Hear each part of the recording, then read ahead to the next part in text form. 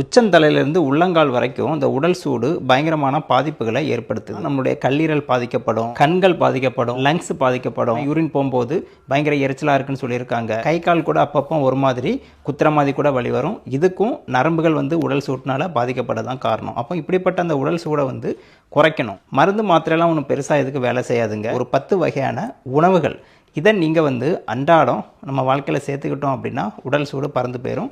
அதுவும் உங்களுக்கு ஒரு சர்ப்ரைஸான விஷயம் என்ன தெரியுமா? இந்த 10 உணவுகளும் பார்த்திங்கன்னா நம்ம தமிழ்நாட்டை சேர்ந்த உணவுகள், வெளிநாட்டு உணவு எதுவும் கிடையாது, விலை காஸ்ட்லியான உணவு எதுவும் கிடையாது.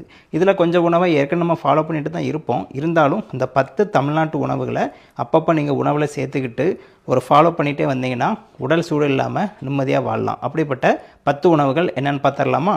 முதலாவது உங்களுக்கு தெரிஞ்சதாங்க நீர்மோர். ரெண்டாவது பார்த்தீங்கன்னா கம்பங்கூழ். மூணாவது பார்த்தீங்கன்னா வாழைப்பூ.